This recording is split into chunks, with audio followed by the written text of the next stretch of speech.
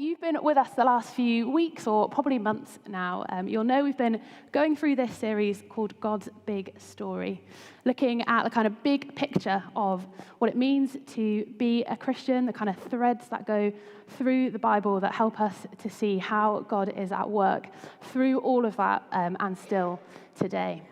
And today we're going to think about how we as disciples of Jesus are shaped by that narrative that we see of creation, decreation, and recreation.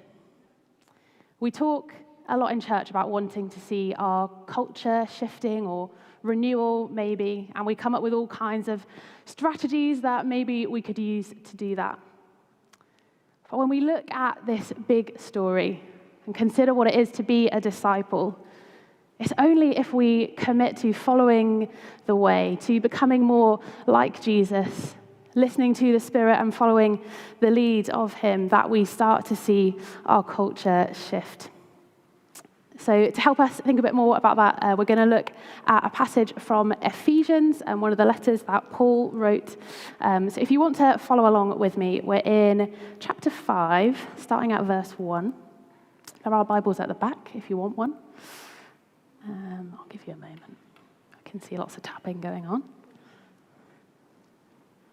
Okay, so, starting at verse 1.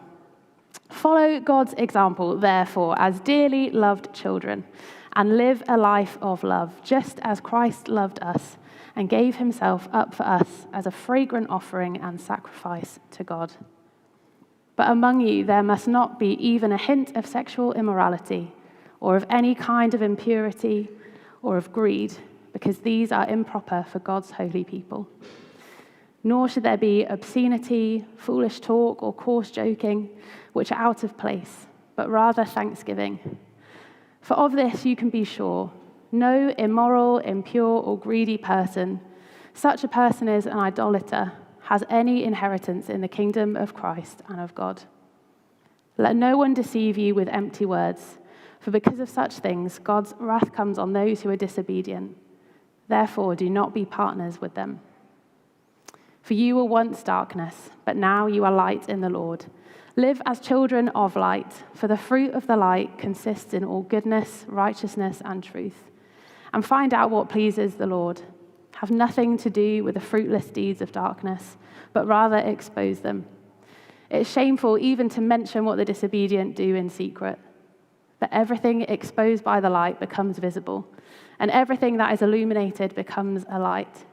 This is why it is said, "Wake up, sleeper, rise from the dead, and Christ will shine on you."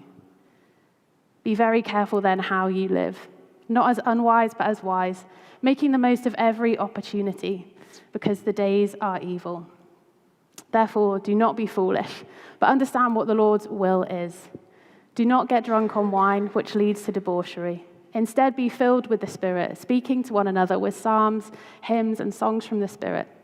Sing and make music from your heart to the Lord, always giving thanks to God the Father for everything, in the name of our Lord Jesus Christ. So if we think of ourselves as disciples of Jesus, and that word disciple just means like a follower or maybe like a student or an apprentice, trying to become like the person that you are discipled to. What does it mean to be a disciple of Jesus? And we use that word discipleship a lot in church as well. I wonder whether some of what we consider as maybe like priorities of discipleship have gone a little bit wrong. First is, discipleship isn't just about knowing stuff. We heard in verse 8 that we undergo this transformation from darkness to light. And that's a process that can't just happen in our minds. We can't just learn stuff and then have a change in our thinking and that's it, we're all sorted. It's a transformation of our very deepest desires. And as great as information is, maybe you know your Bible like back to front, inside out. You can pull out verses all over the place, or you might have loads of historical knowledge. That's great, but that information can't be transforming us. It can't help us in that process. We can't just focus on knowing stuff about Jesus as disciples, but on being with him. And as we do that, becoming more like him and learning how to do the stuff that he did. So as followers of Jesus, our top priority should just be to be with him. Maybe you know the story in Luke's gospel of Martha and Mary, two sisters. Jesus turned up at their house to visit them. They had quite different responses to their guest. Martha, I think it's fair to say, she gets in a bit of a flap. She's tidying up, she's probably cooking. She wants to make Jesus feel really welcome in her home, but she's distracted by doing all this stuff. Whereas Mary, her sister, sits at the feet of Jesus, listens to what it is that he has to say, just spends time in his presence. Martha gets quite annoyed, comes to Jesus and is like, she's left me to do all of this on my own. Are you not going to tell her off? Jesus says to Martha, stop worrying. Mary has made the better choice here. She's sat with me and listened to me. She's enjoyed my presence. I don't know whether you identify with Martha or Mary more in that story. I'm definitely a Martha. I'll rate a day in terms of how productive I've been. I'm not great at sitting still and not doing much. As disciples of Jesus, I wonder what our priorities are. Is it to be productive, maybe read loads of books or listen to podcasts? Or is it just to spend time in the presence of Jesus? This week, I was reminded, thanks to social media, that it was 8 years since I passed my driving test. I didn't pass on the first attempt. First time, forgot to give way at a roundabout. We've all done it. Probably still do it today. Second time, I could not reverse around a corner. You know, one of those maneuvers they make you learn? It's actually not in a driving test anymore, I found out, probably because no one ever actually uses it after that test. Who thinks I must reverse around this corner perfectly? You don't. The third time was so traumatizing, I don't actually remember what happened, but I failed again. A fourth time was a charm. I still remember those first few weeks and months of driving around on my own, being really conscious of every gear change and checking my mirrors all the time. Felt like I couldn't concentrate on anything else but driving this car. And now, 8 years later, I don't know if you make a journey sometimes and think, how did I get here? Did I go through a red light? Maybe. Some comments are made on the quality of my driving, but I think it's fine. Nothing bad's happened. It's like a second nature to me now. I've learned that skill, and it's just a part of my day-to-day life. When we spend time with Jesus, like spending time with anyone, you maybe start to pick up little phrases that they say or habits that they have. When we spend time in the presence of Jesus, we become more like him, and we start to do the things that he did. It's not an overnight transformation. It's a process of learning, maybe kind of imitating as we start, but it becomes a second nature to us. So it's not just about knowing stuff, gaining information, but about spending time in the presence of Jesus. Discipleship isn't just about being good either. We heard in this first verse that we follow God's example. We're formed into the character of Christ. We walk in the way of love. But being a disciple isn't just about doing the right thing so that we become a better person as we do that. But our characters are shaped and formed as we go on this journey of partnering with Jesus. So we don't just have to be good for the sake of it or because we feel like we have to, but we can live a life where we make choices to maybe deny ourselves of things which seem like they're good, but actually we can choose to give those up for something even better. In Ephesians, we read about sexual immorality, greed, obscenity, foolish talk, coarse joking, debauchery. And we can make choices to say no to those things so that we can say yes to Jesus. We can choose to be disciplined as we are disciples. I don't know what that word discipline brings up for you. Maybe it feels like a bit of a harsh word. But those two words, discipline and disciple, they come from the same root word in Latin, which I won't try and pronounce, but it means to learn. And so discipline in this way is to make choices that help us to learn as we put into practice those things which we know are good for us and say no to the things that we know are not good. Making choices that help to redirect our desires towards the kingdom, that help us to live wisely and as children of the light. So we can discipline ourselves, not because we feel like we need to be good people or that we have to follow this set of rules, but so that we can give ourselves fully to Jesus.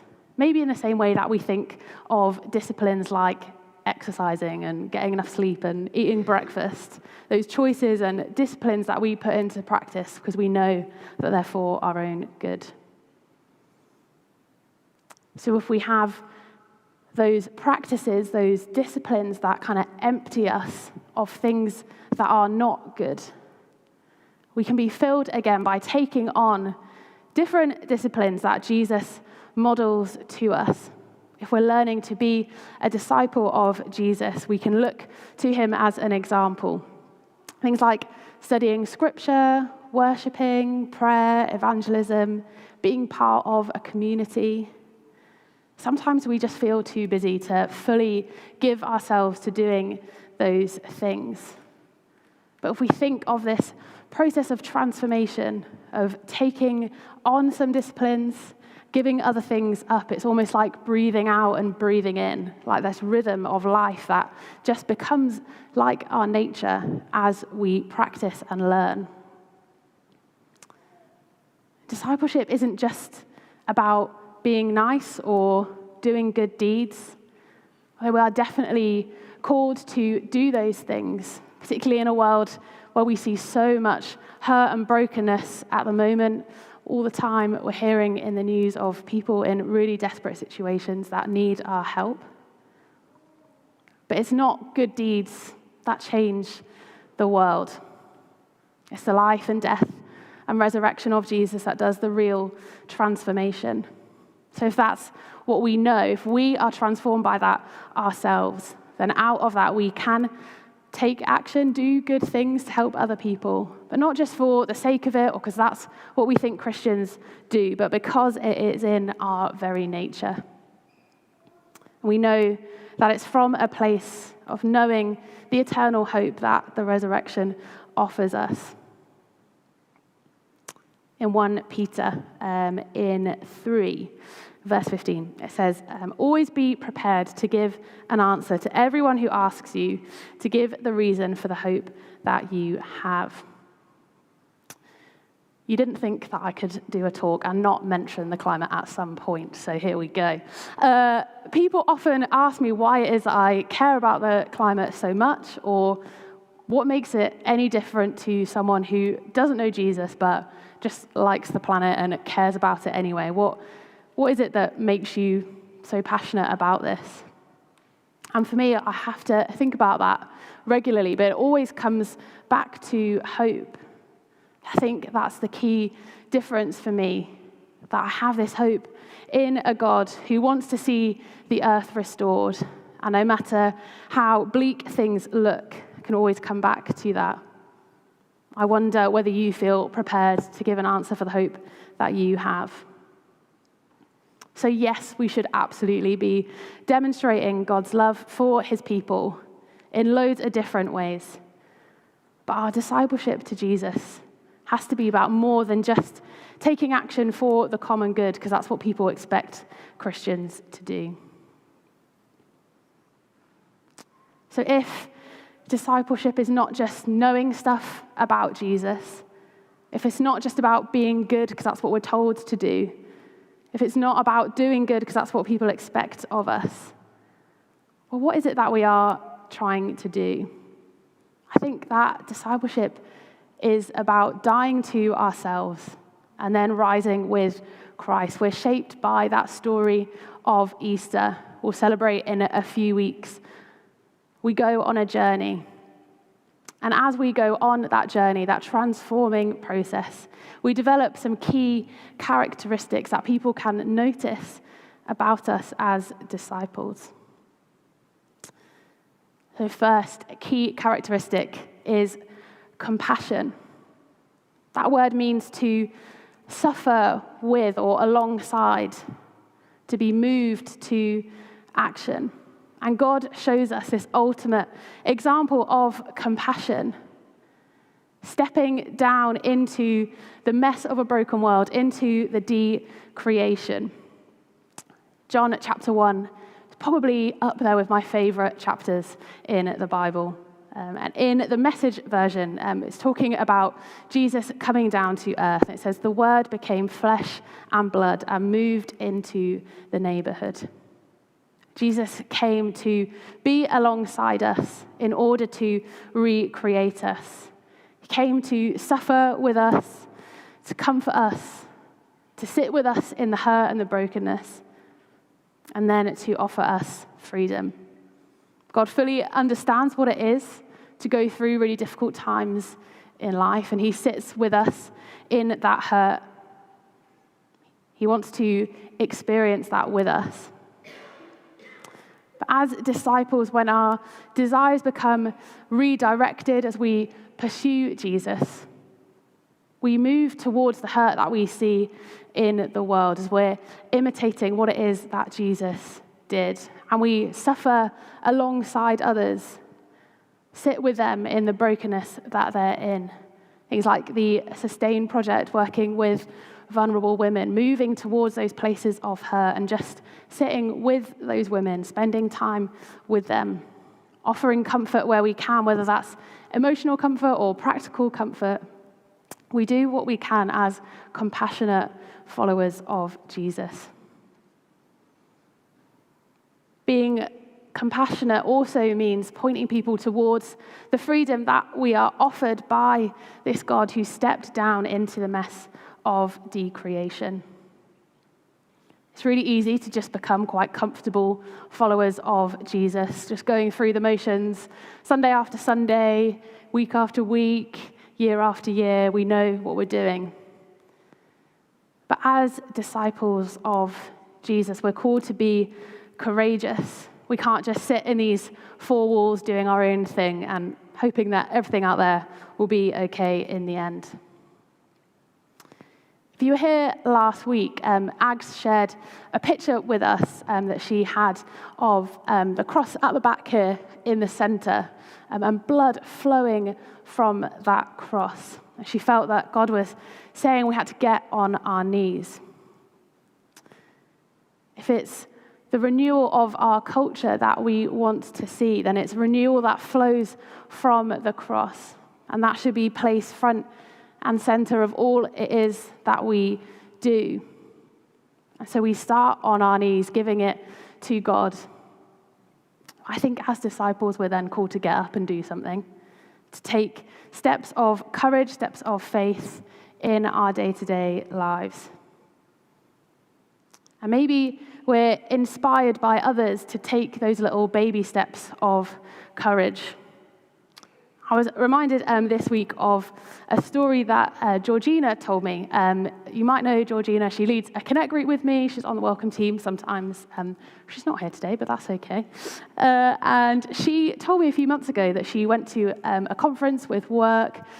She was with loads of people, like really senior to her, so she was pretty intimidated by the whole thing. And she had to share something that was important to her. As you know, there's like horrible icebreaker activities. And she decided that she was going to share with this room full of people about her faith. And she was really nervous to do that. She wasn't sure what the reaction would be. I was so inspired by that step of courage to stand up and share with her colleagues what it is that is important to her. So I wonder whether in this week you could find opportunities to be courageous as a disciple of Jesus. So we're called to be compassionate. We're called to have courage.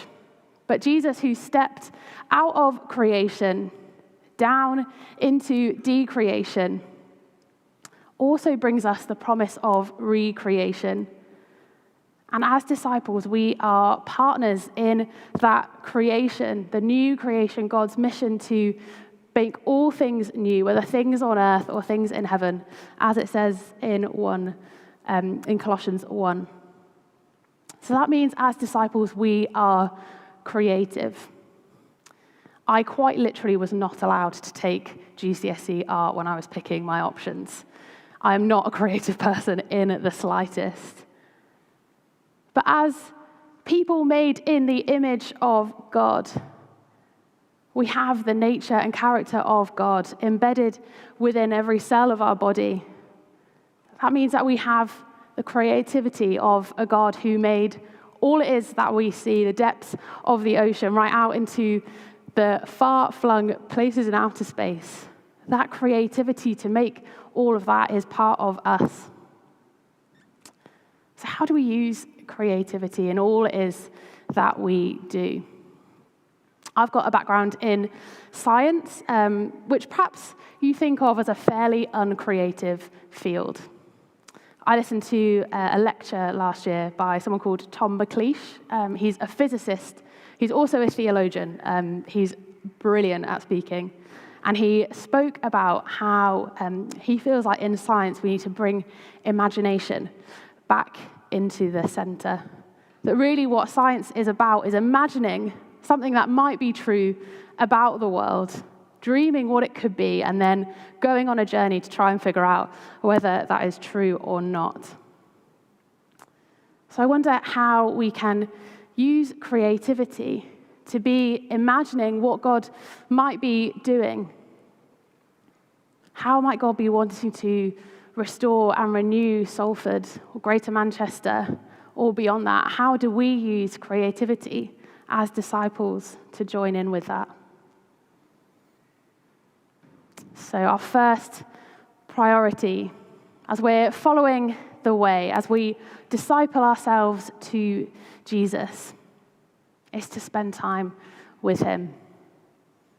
So that as we spend time in his presence, we become more like him. We start to do the stuff that he does. And as we go on that journey, we are transformed into disciples that are compassionate, courageous, and creative, who bring about transformation and restoration in every place and situation that we find ourselves in. I'm going to get Lizzie to come up in a moment and pray as we consider how we might respond to that.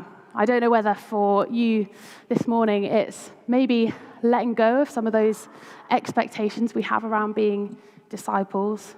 Maybe it's letting the burden of feeling like we need to know loads of stuff or be good and follow the rules or do loads of good deeds. Maybe it's taking some of that burden off. Maybe it's about stepping into those characteristics of creativity and courage and compassion.